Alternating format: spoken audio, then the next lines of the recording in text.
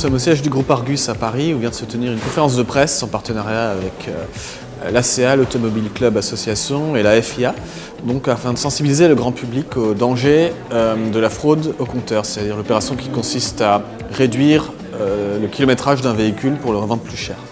Nous avons une trentaine de journalistes et 5 experts de l'Argus, de la FIA et de l'Automobile Club.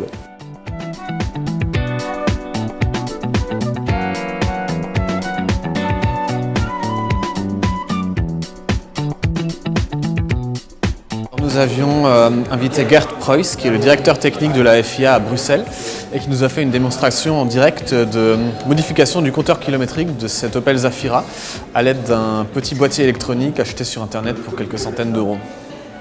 Ce boîtier fonctionne très simplement, il se branche sur la prise OBD du véhicule, la prise OBD qui est utilisée par les concessionnaires pour faire le diagnostic de votre véhicule. Donc un câble, on branche dessus et c'est terminé. Il suffit juste ensuite de suivre les indications données par le boîtier.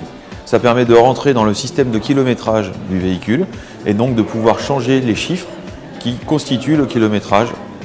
Et simplement, on peut mettre le kilométrage qu'on veut. Donc une voiture qui a 250 000 km, on peut en faire une voiture qui en a 50 000 en 3 secondes.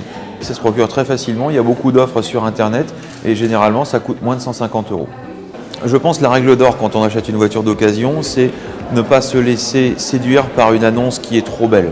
Pour être vrai, il faut sortir vraiment toutes les annonces similaires, même modèle, même année, même autorisation, même finition et les comparer. Pourquoi une voiture qui serait identique à une autre serait vendue 2000 € moins cher alors qu'en plus elle a la moitié de son kilométrage. Donc il faut que ces annonces-là génèrent une sorte de questionnaire auprès du vendeur et puis essayer de faire des vérifications d'usage avec l'aide du concessionnaire.